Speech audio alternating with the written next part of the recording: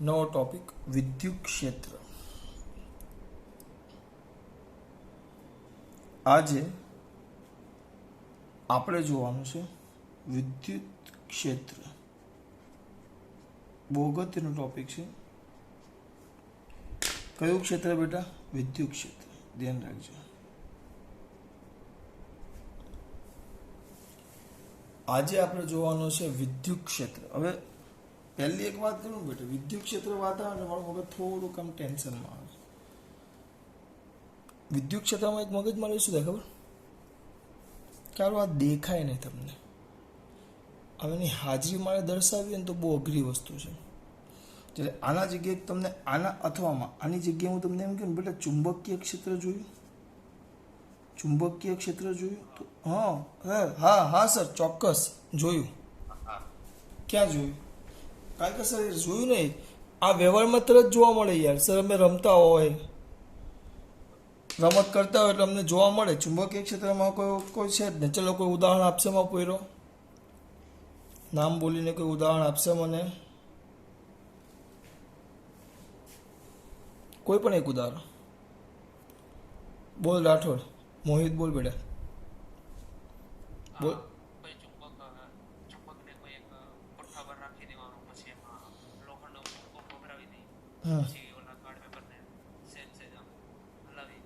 બરાબર. એટલે ટૂંકમાં આવું એક ઓકે ડન ડન ડન ટૂંકમાં આવું એક સરસ મજાનું ડ્રોઈંગ બોર્ડ લઈ લો, ડ્રોઈંગ પેપર.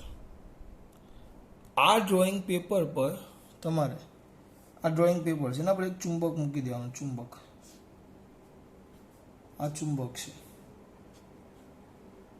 આ ચુંબકનો એન ધ્રુવ છે અને આ ચુંબકનો એસ ધ્રુવ છે. પછી એના પર લોખંડનો ભૂકો આમ ભભરાવાનો, પછી એને આમ ઠપકારવાનું. ઠપકાર્યું? ઓકે. ઠપકાવો ને તો તમને એક પેટર્ન જોવા મળે. એક પેટર્ન. કેવી પેટર્ન? જો આવી બેટા. એની આજુબાજુ છે ને તમને, એની આજુબાજુ આમ ચુંબકીય ક્ષેત્ર જોવા મળે. આમ એનથી એસ બહારની તરફ આમ.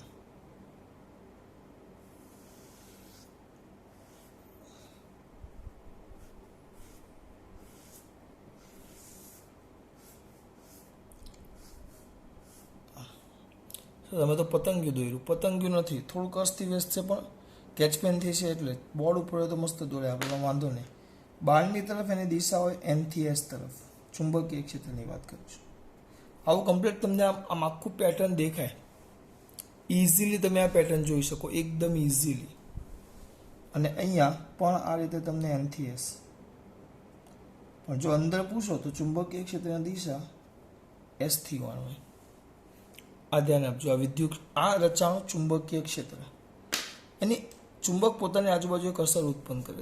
દરેક વ્યક્તિ પોતાની આજુબાજુ એક અસર ઉત્પન્ન કરે. ધ્યાન રાખજો, દરેક વ્યક્તિ. તો આ ચુંબક પોતાની આજુબાજુ અસર ઉત્પન્ન કરી. ચુંબક એક પોતાની આજુબાજુ અસર ઉત્પન્ન કરી.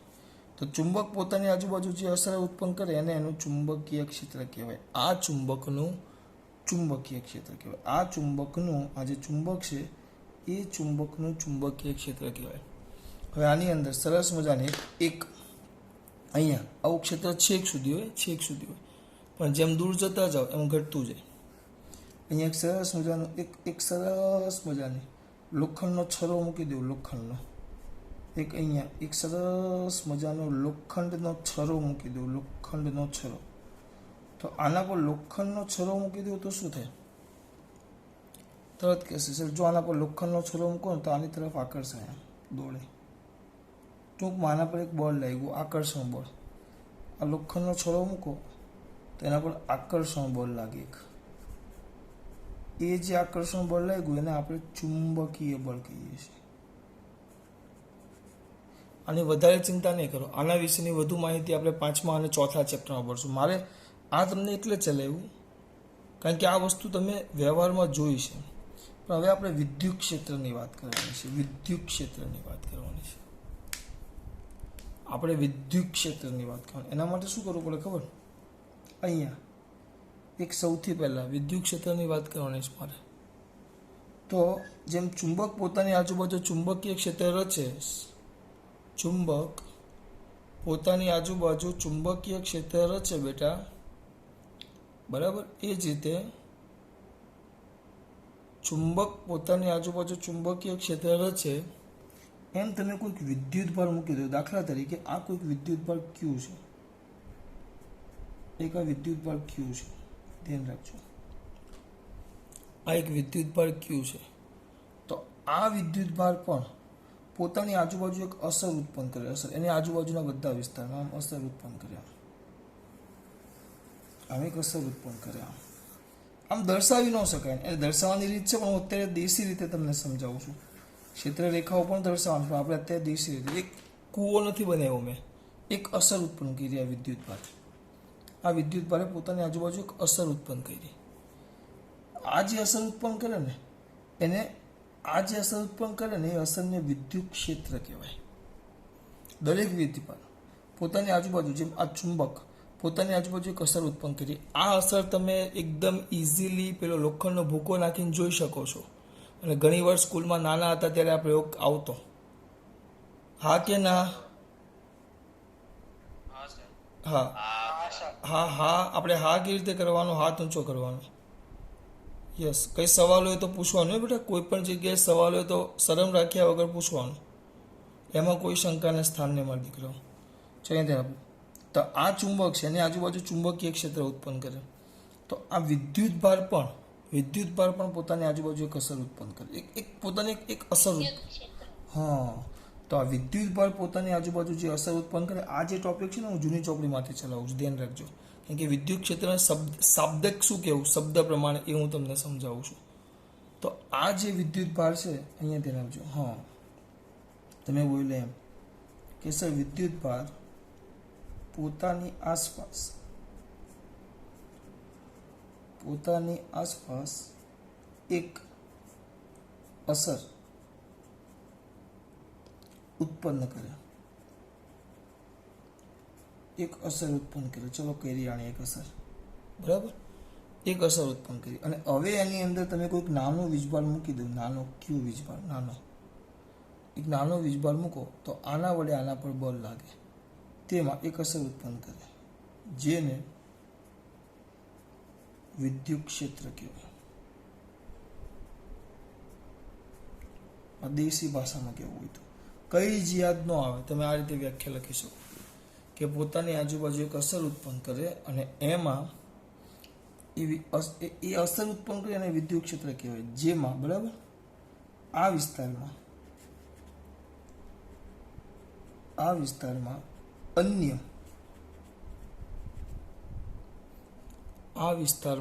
અન્ય વિદ્યુત ભાર મૂકતા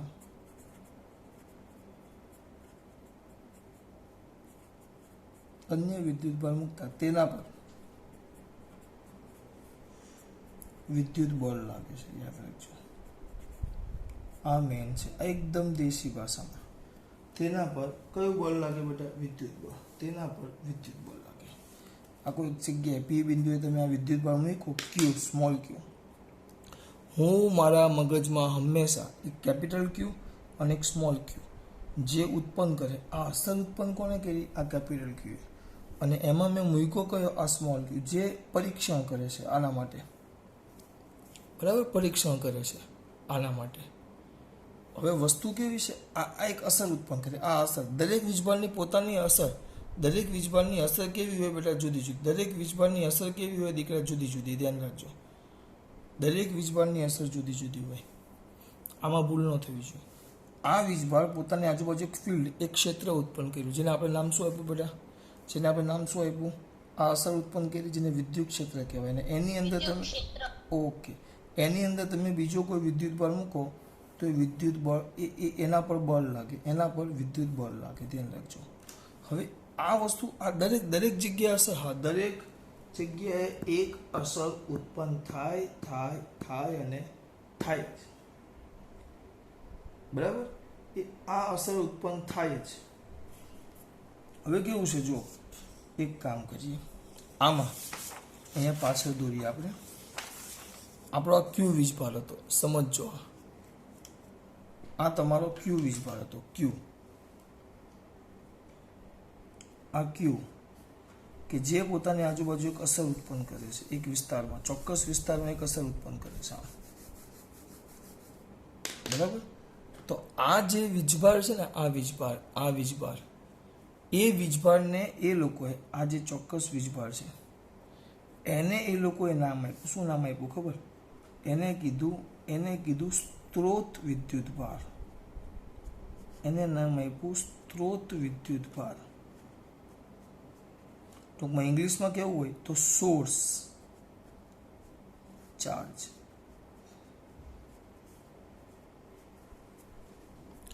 ટૂંકમાં કોને સ્ત્રોત વિદ્યુત ભાર કીધો? જેને લીધે વિદ્યુત ક્ષેત્ર ઉત્પન્ન થાય છે. જેને લીધે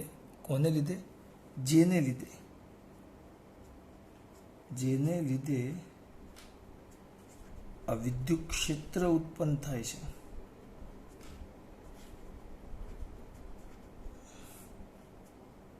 તેને એ લોકોએ સોર્સ ચાર્જ અથવા તો પરીક્ષણ વિદ્યુત ભાર કીધો, જેને લીધે ઉત્પન્ન થાય છે. સોર્સ ચાર્જ અથવા પરીક્ષણ.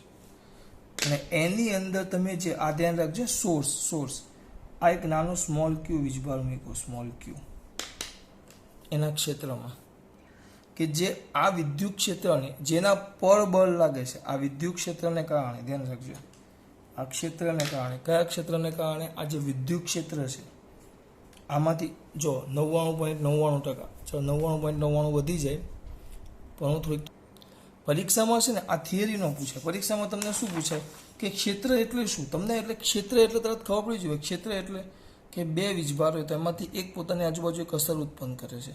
જેટલા વિસ્તારમાં આ અસર ઉત્પન્ન થાય, આ અસર લાગુ પડતી એ વિસ્તારને વિદ્યુત ક્ષેત્ર કહેવાય. એ વિદ્યુત ક્ષેત્ર કહેવાય. એની અંદર કોઈક વિદ્યુત ભાર બીજો મૂકો નાનો, તો એ વીજભાર પર બળ લાગે. એ જે બળ લાગે છે, કયું બળ લાગે? વિદ્યુત બળ. તો આ નાના વીજભારને યાદ રાખજો, આ જે ઉત્પન્ન કરે એને એ લોકોએ નામ આપ્યું સ્ત્રોત વિદ્યુત ભાર. અને બીજો નાનો વીજભાર કે જેના પર શું લાગે છે? બળ. બરાબર. જેને લીધે ઉત્પન્ન થાય એને સોર્સ કીધો. બરાબર, એને સોર્સ કીધો. અને આ જે આ વિદ્યુત ક્ષેત્ર કેટલું ઉત્પન્ન થયું એ અસર નક્કી કરે. અસર ટૂંકમાં આની અસર કેટલી છે એ નક્કી કરે ને, આને પરીક્ષણ વિદ્યુત ભાર કહેવાય. આને એ લોકો નામ આપે પરીક્ષણ વિદ્યુત ભાર, ગુજરાતીમાં કેવું હોય તો. પણ જો ઇંગ્લિશમાં કહેવા માંગતા હોય, અંગ્રેજીમાં, તો પરીક્ષણ એટલે ટેસ્ટ વિદ્યુત ભાર એટલે ચાર્જ, અને ટેસ્ટ ચાર્જ કહેવાય. જે આ વિદ્યુત ક્ષેત્રને લાગતું વિદ્યુત ક્ષેત્રની શું માપે? પ્રબળતા. એ આ વિદ્યુત ક્ષેત્રની પ્રબળતા માપે. ધ્યાન રાખજો.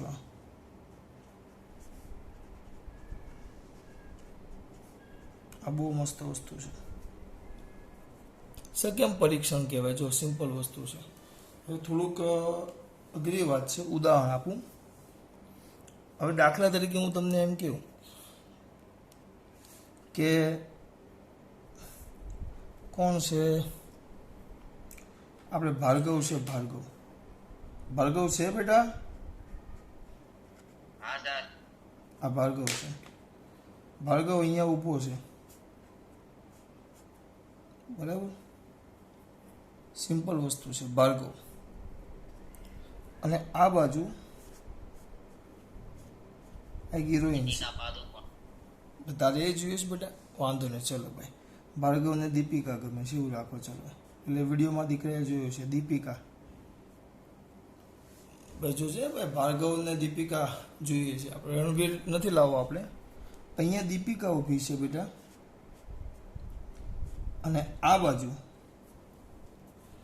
આ દીપિકા ઊભી છે, અને અહીંયા આ દીપિકા ઊભી છે. અહીંયા ક્યાં? બાજુમાં. અને અહીંયા ઊભી છે ઐશ્વર્યા રાય.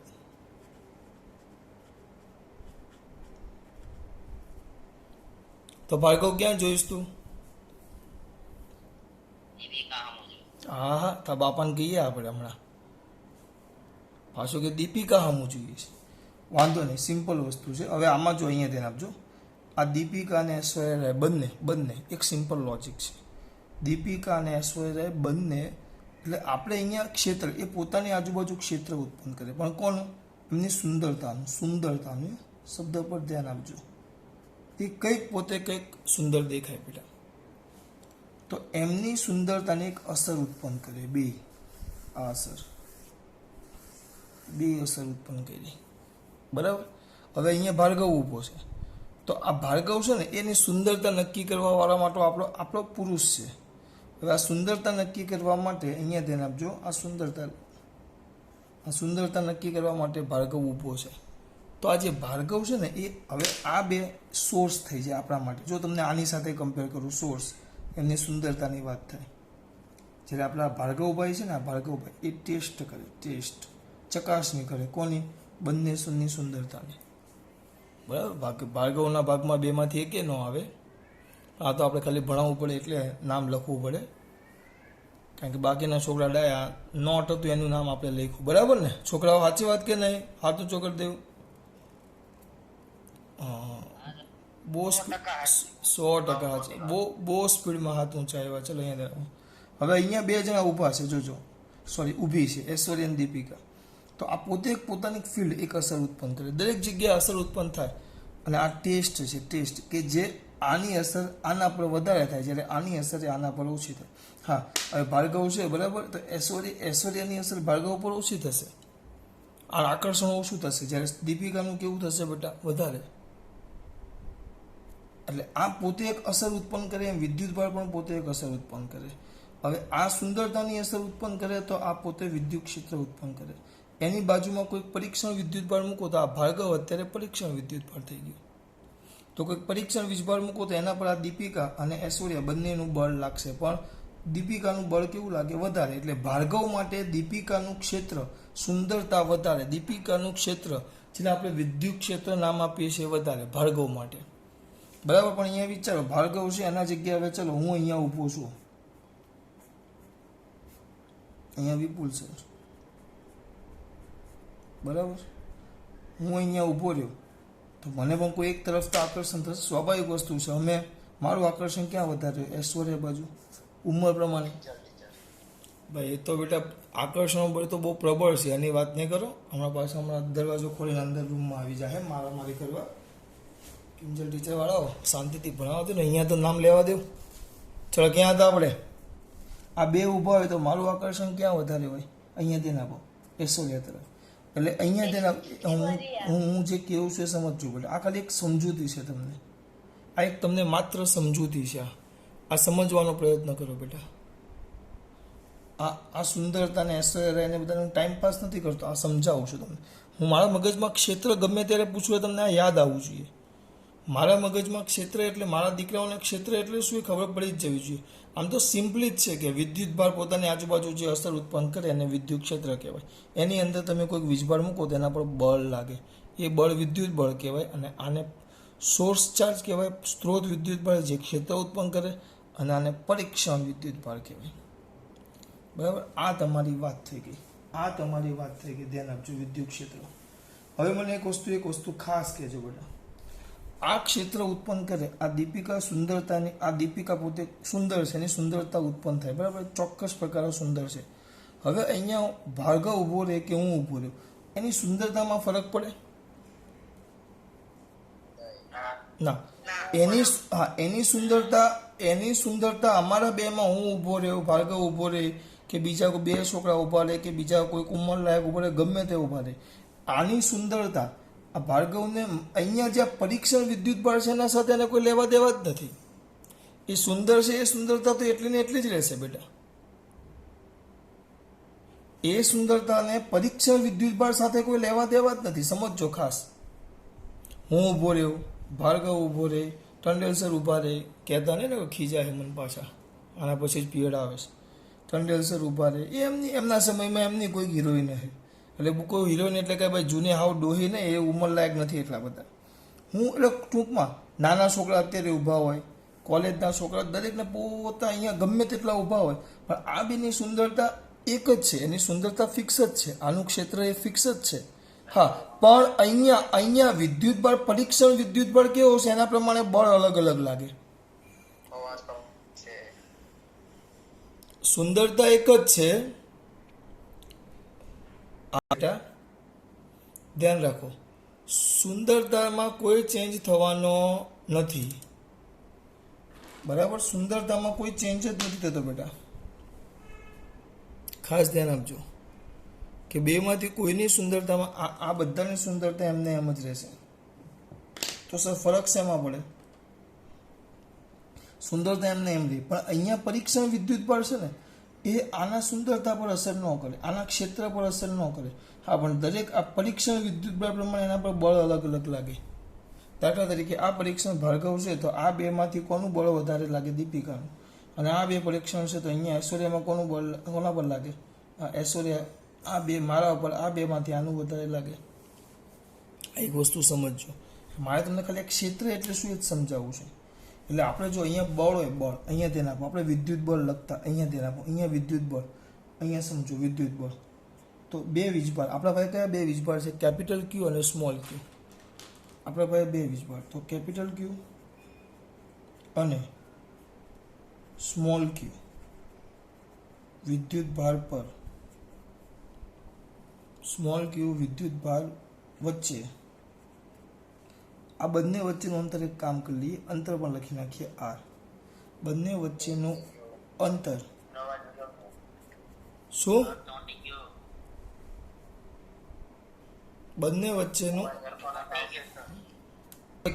અંતર આપી દીધું છે આર છે, બરાબર? કેપિટલ ક્યુ સ્મોલ ક્યુ બંને વચ્ચેનું અંતર આર છે, તો બંને વચ્ચેનું વિદ્યુત બળ એટલે આપણે એફ લખી નાખીએ, વેક્ટર એફ. જો આને અનુલક્ષીને ચલો વેક્ટર એફ લખવા, તો ખાલી એક કામ કરીએ, સદિશ સ્વરૂપે લખું કે અધિશ સ્વરૂપે લખું એ વિચારું છું. એક કામ કરીએ, ચલો અજાને થોડુંક વ્યવસ્થિત લખીએ, આપણે થોડુંક વ્યવસ્થિત લખીએ કે એક થિયરી પણ આવી જાય આપણી, એક થિયરી પણ આવી જાય અને બે કામ થઈ જાય, બળનું સૂત્ર પણ થઈ જાય. એક થિયરી પણ આવી જાય અને સૂત્ર પણ થઈ જાય. જો એને એમ કહેવાય બિંદુવત વીજભાર વડે, થિયરી છે આવી રીતે કે ભાઈ બિંદુવત વિદ્યુત ભાર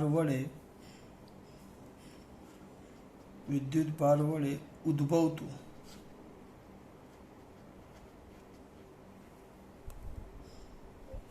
વિદ્યુત ક્ષેત્રનું સૂત્ર.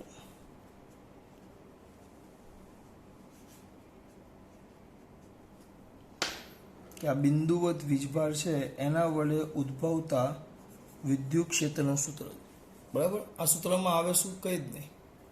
ચાલુ કરો છો તમારો. ઓકે, જો તો પહેલા તો આ ત્રિપરિમાણ છે. આ જે ત્રિપરિમાણ છે એમાં યામાક્ષોનું ઉગમ બિંદુ O છે ત્રિપરિમાણમાં, એક્સ, વાય અને ઝેડ. અને આ જે ઉગમ બિંદુ છે ત્યાં જ આપણે એક મોટો આપણો સોર્સ ચાર્જ ક્યુ મૂકી દીધો છે.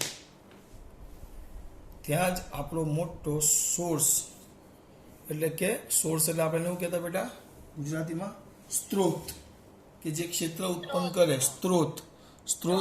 સ્ત્રોત વિદ્યુત ભાર ક્યુ મૂકી દીધો છે મેં. હવે અહીંયાથી ધ્યાન આપજો, આમ એક બિંદુ પી છે, આ પી છે, જે એક નાનો વિદ્યુત ભાર, આપણો પરીક્ષણ વિદ્યુત ભાર સ્મોલ ક્યુ છે, જેનો ઓ ને અનુલક્ષીને સ્થાન સદિશ વેક્ટર આર છે. વેક્ટર કેટલું છે બેટા? આર. કોને અનુલક્ષીને? ઓ ને અનુલક્ષીને. કયો સદિશ? સ્થાન સદિશ વેક્ટર આર છે. જોજો, તો બસ આટલું લખો પહેલા. તો શેમાં દર્શાવ્યાનું છે? આકૃતિમાં દર્શાવ્યા મુજબ ત્રિપરિમાણમાં જે યામાક્ષો છે, યામાક્ષો, તો યામાક્ષોના ઉગમ બિંદુ O પર, યામાક્ષોના ઉગમ બિંદુ O પર, આ જે O છે O પર આપણે કયો વીજભાર? ક્યુ વીજભાર. કયો? ક્યુ. સ્ત્રોત લખવું હોય તો સ્ત્રોત, ન લખો તો એ ચાલે.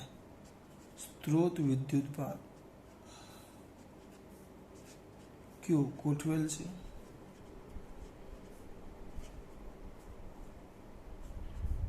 બરાબર? જેને અનુલક્ષીને જેને અનુલક્ષીને કયો સદિશ? સ્થાન સદિશ. સ્થાન સદિશ વેક્ટર આર હોય, તેવો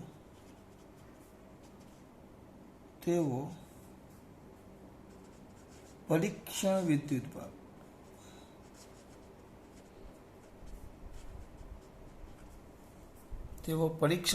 પરીક્ષણ વીજભાર સ્મોલ ક્યુ ધ્યાનમાં લો. ચલો સ્મોલ ક્યુ ને ધ્યાનમાં લેવાનું કીધું છે, બરાબર. તો આ બંને વચ્ચે લાગતું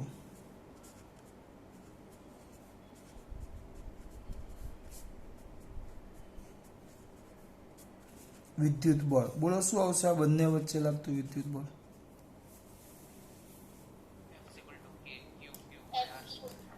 ચલો હું હવે મારે નામ બોલવા પડશે. Vector F is equal to કે Q1 નો લખાશે કારણ કે આપણી પાસે કેપિટલ ક્યુ ને સ્મોલ ક્યુ છે.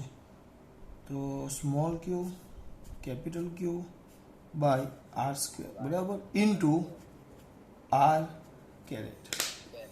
આ ધ્યાન રાખજો.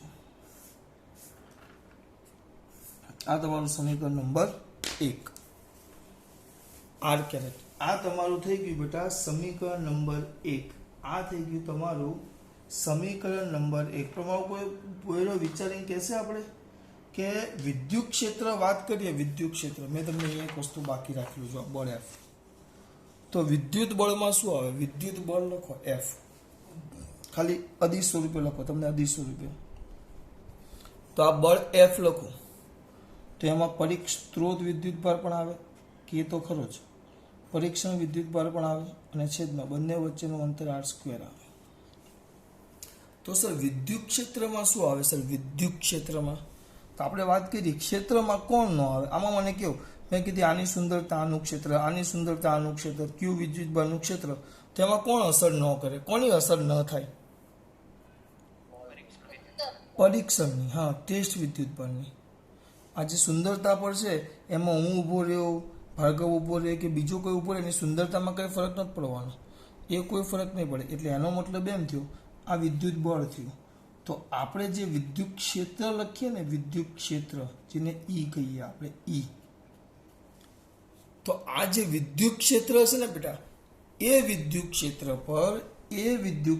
પર આ એફ, તો એમાં ખાલી કોને ધ્યાનમાં નહીં લેવાનો? પરીક્ષણને ધ્યાનમાં લઈ લેવાનું. એટલે ક્યુ વડે ભાગી નાખું છું. એમાં પરીક્ષણને ધ્યાનમાં નહીં લેવાનું. કેમ?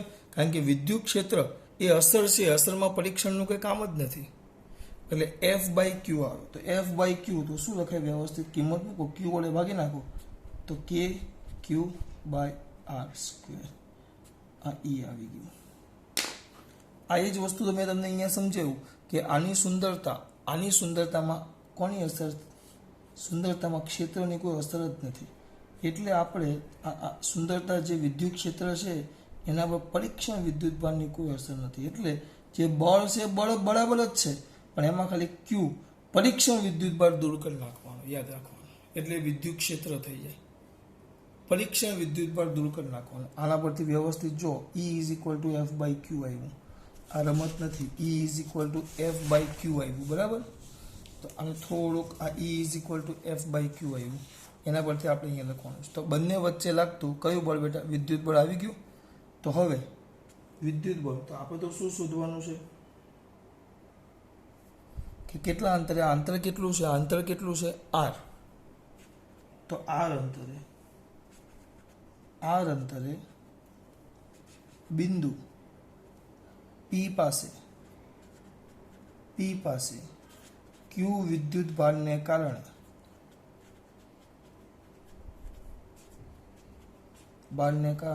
વિદ્યુત ક્ષેત્ર. તો મારા દીકરાઓને તરત યાદ આવવું જોઈએ, વિદ્યુત ક્ષેત્ર કીધું તો વેક્ટર ઈ લખી નાખો, બળ લખો, પણ બળમાંથી પરીક્ષણ વિદ્યુતભાર દૂર કરી નાખવાનો એટલે ભાગ્યા ક્યુ. બળમાંથી પરીક્ષણ વિદ્યુતભાર દૂર કરી નાખવાનો એટલે ભાગ્યા ક્યુ. આ વસ્તુ ધ્યાન રાખજો. બળમાંથી પરીક્ષણ વિદ્યુતભાર દૂર કરી નાખવાનો એટલે ભાગ્યા ક્યુ. આ મેઇન વસ્તુ છે. બસ ક્યુ વડે ભાગી નાખો તો મારું સૂત્ર આવી જશે કે capital Q by R square into R caret.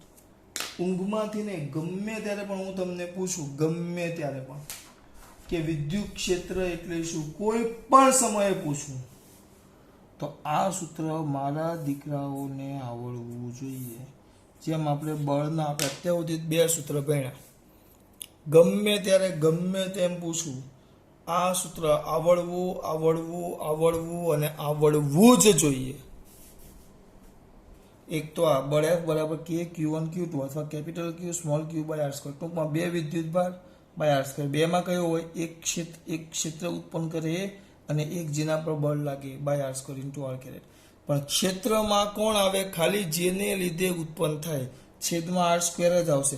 અમુક એવા, જો ટૂંકમાં તમારે આ બધું યાદ ન હોય તો ટૂંકમાં શું યાદ રાખવાનું, કે દરેક વિદ્યુતભાર છે, આ વિદ્યુતભાર છે, દરેક વિદ્યુતભાર પોતાની આજુબાજુ એક અસર ઉત્પન્ન કરે. એમાં તમે વિદ્યુતભાર મૂકો તેના પર બળ લાગે, તો આ જે અસર ઉત્પન્ન થઈ એને વિદ્યુત ક્ષેત્ર કહેવાય.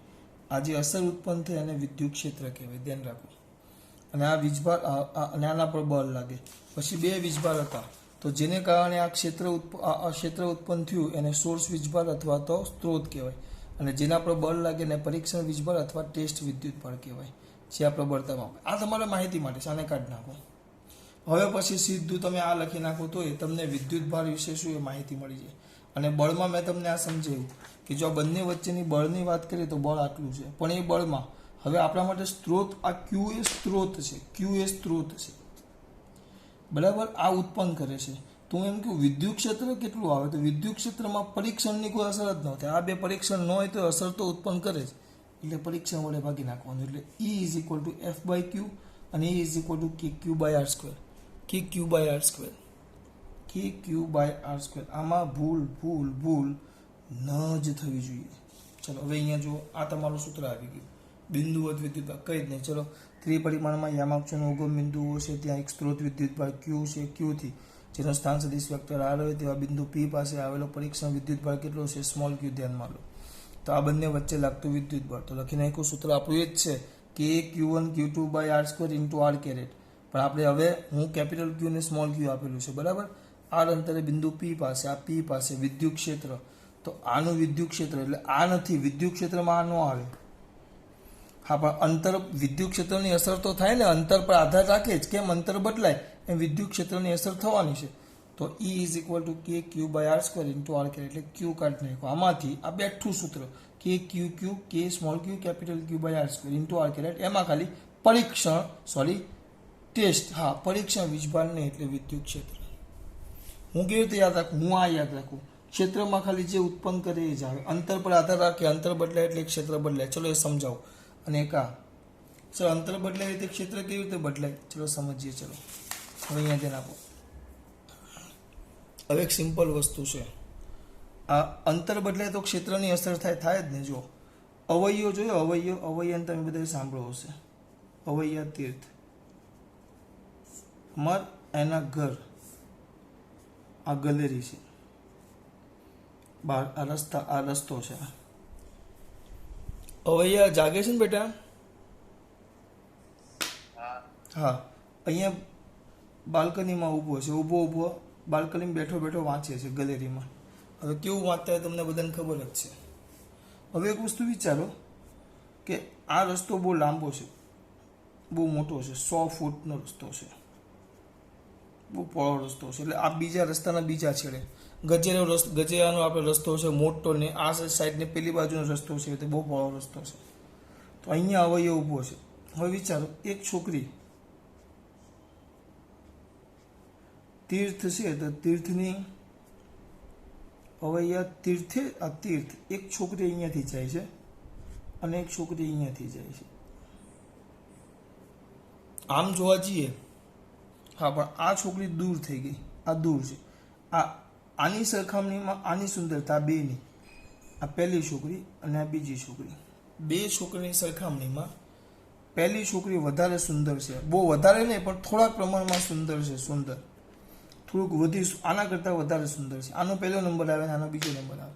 હવે આ 2 ચાલતી જતી હોય, અવૈયા બેટા તો મને કહે કે બે અહીંયાથી ચાલતી ચાલતી જતી હોય ને તું જોતો હોય તો તારા પર કોની વધારે અસર થાય? સાચું કહેજે.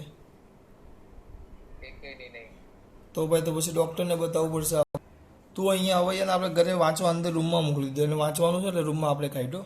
હવે તું અહીંયા ઊભો છે. આ પહેલા ને બીજા સુંદરતાની દ્રષ્ટિએ નંબર આપ્યા છે. આ બે છોકરી આ 100 ફૂટ દૂર છે. બે અહીંયા ચાલતી ચાલતી જતી હોય તો પણ તારું ધ્યાન ક્યાં વધારે જાય? હા. કેમ ભાઈ તે કેમ બીજા પર પસંદ કર્યું ભાઈ? એવું કેમ કર્યું?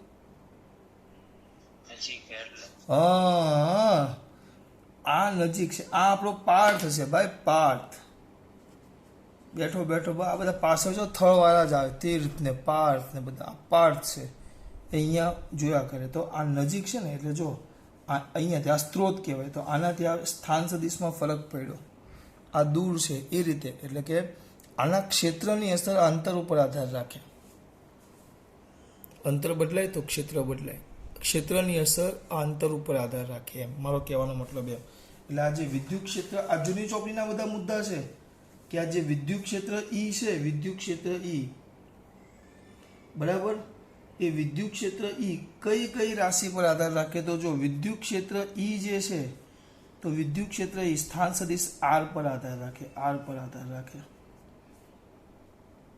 આર પર એટલે આપણે આધાર રાખીએ જોઈએ છે. અહીંયા ઉપર લખી નાખું આધાર રાખે. તો કોના કોના પર આધાર રાખે? એક આર પર, બરાબર.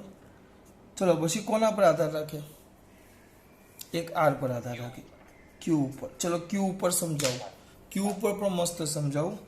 હવે ક્યુ માટે આપણે આપવામાં આવે છે. બોલો શું નામ લખું? કેવિન અહીંયા ઊભો છે. બોલ કોણ ગમે?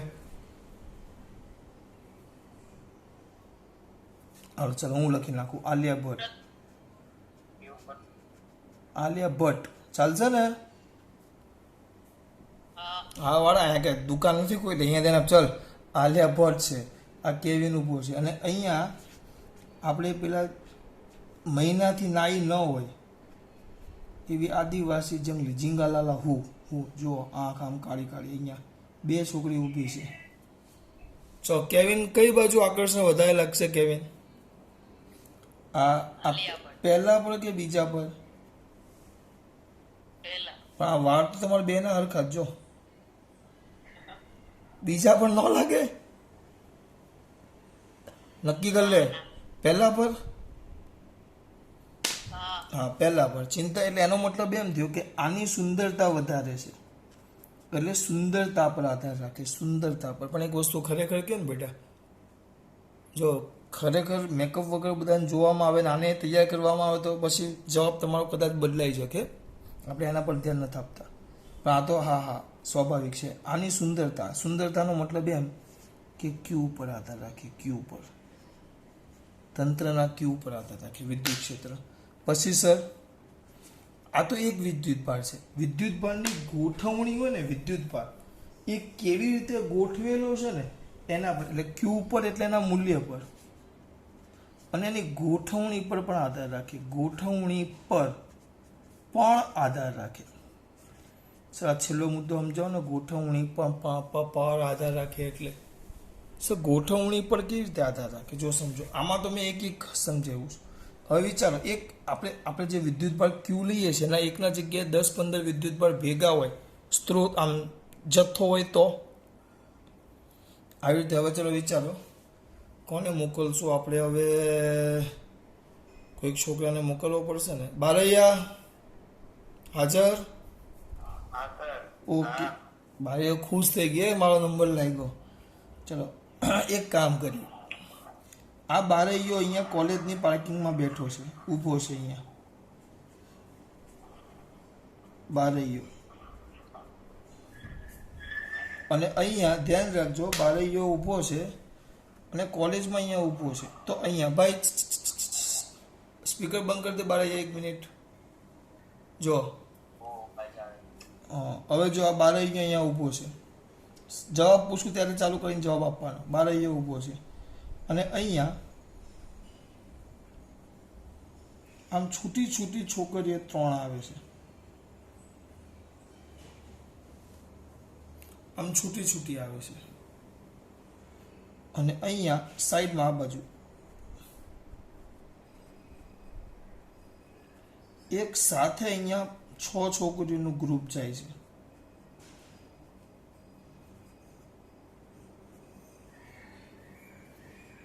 એક સાથે 6 અહીંયા ગેટ આગળ જ ઊભો છે, કારણ કે એ ગેટ આગળ ઊભો રહે એવો જ માણસ છે. અંદર પીળો ભરવા જાય એવું કઈ છે ને, એવું કેવું બારે જાય, બરાબર ને?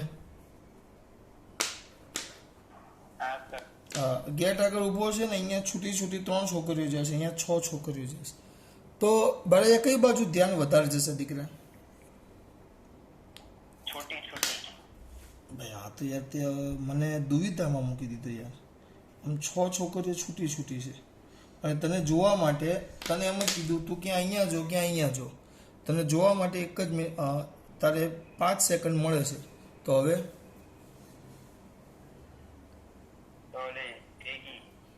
આમાં કે આમાં પહેલામાં કે બીજામાં?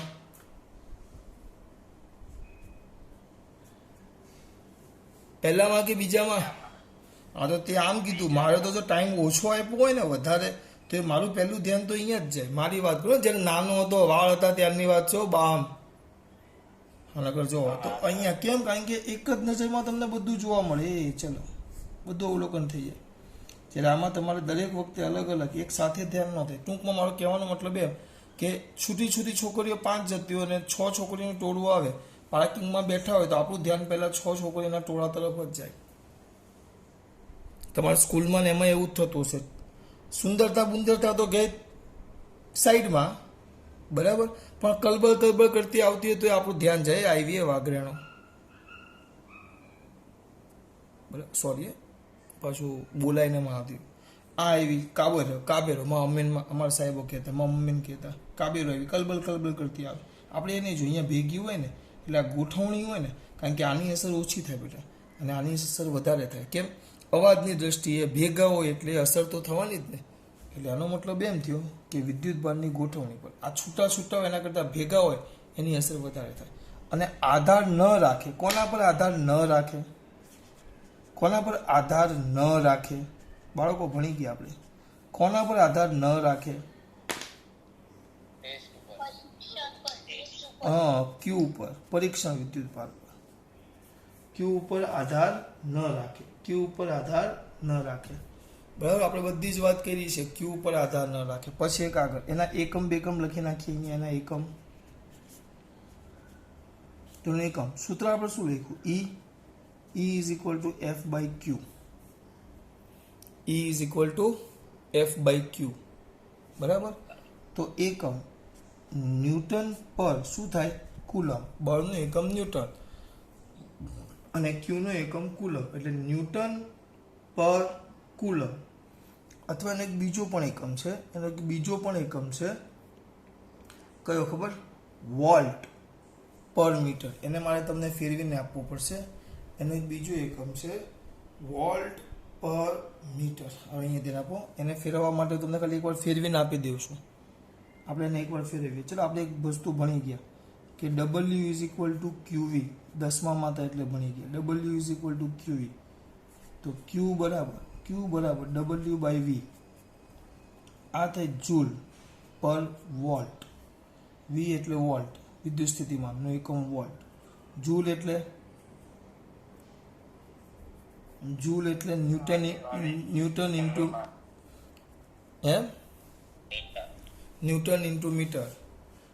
ઇન્ટુ મીટર પર વોલ્ટ. આ Q નો એકમ આવ્યો. બરાબર, ન્યૂટન ઇન્ટુ મીટર પર વોલ્ટ. આ Q નો એકમ આવ્યો. ધ્યાન રાખજો, આ તમારો Q નો એકમ આવ્યો. હવે અહીંયા ઉપયોગ કરો. અહીંયા જો ધ્યાન આપો. E ના E. આ નીચે કુલમ છે ને, નીચે કુલમ છે, તો આ N અને આનો એકમ એટલે કુલમ બરાબર C બરાબર કુલમ બરાબર ન્યૂટન મીટર પર વોલ્ટ. તો અહીંયા લખો ન્યૂટન મીટર પર વોલ્ટ. તો એકમ તમારો થઈ ગયો વોલ્ટ પર મીટર. એટલે E ના બે એકમ થયા. એક થયો ન્યૂટન પર કુલમ અને એક E નો બીજો એકમ વોલ્ટ પર મીટર. આ E ના બે એકમ થયા. એક ન્યૂટન પર કુલમ અને એક વોલ્ટ પર મીટર. ધ્યાન રાખજો, આ બે એકમ થયા. એટલે વ્યવસ્થિત તમને એકમ કોઈ વાર પૂછે તો યાદ રાખવાનું. અને એકમો પૂછે, એકમો અહીંયા ધ્યાન, એના એકમો. એનો એકમ શું આવશે? 2 એકમ આવ્યા. એકમ તરત પછી લખી નાખીએ પારિમાણિક સૂત્ર. ચલો એકમ શું લખ્યા મારા દીકરાઓ? એકમ બોલો ફટાફટ. ન્યૂટન પર કુલમ અથવા વોલ્ટ પર મીટર. અને પારિમાણિક સૂત્ર ચલો બોલો. પારિમાણિક સૂત્ર બોલો. ચલો ન્યૂટનનું બનાવીએ 112, છેલ્લું માઇનસ. કુલમનું બનાવો. કુલમનું શું આવે? A1 T1. તેનો છેલ્લો જવાબ આવશે M1 L1 T બોલો -3. હા, A -1 એટલે 11, 31, છેલ્લા 2 માઇનસ, છેલ્લા 2 માઇનસ. એનું સૂત્ર થઈ ગયું. અને અંતે એની વ્યાખ્યા 1 મિનિટ મને ખાલી આપો, 1 મિનિટ આપો. વ્યાખ્યા, વિદ્યુત ક્ષેત્રની કમ્પ્લીટ વ્યાખ્યા.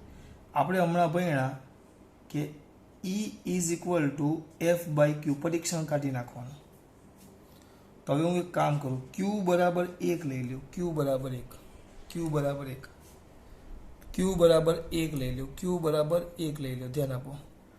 તો E = F થઈ જાય. એટલે જે બળ છે, બળ, વિદ્યુત બળ, એ જ વિદ્યુત ક્ષેત્ર થઈ ગયું. હા, પણ ક્યારે?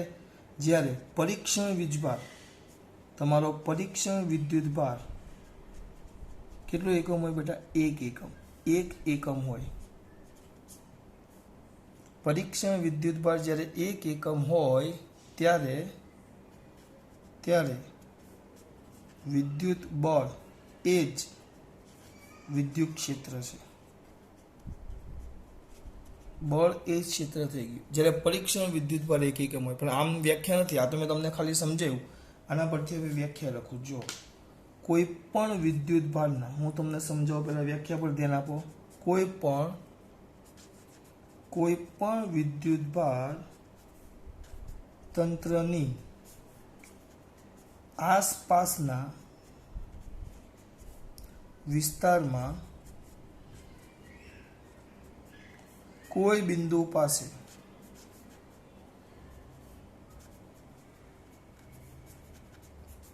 એકમ ધન વિદ્યુત ભાર પર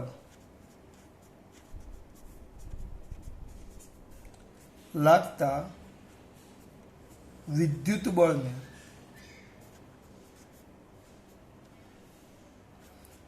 તે વિદ્યુત તંત્રનું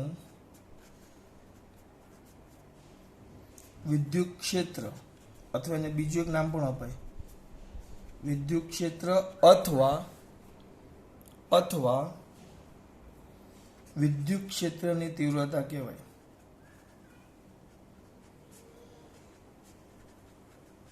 તીવ્રતા E કહેવાય. આ ધ્યાન રાખજો. ચાલ સમજાવો, એક જ મિનિટમાં સમજાવો. આ તમારી વ્યાખ્યા છે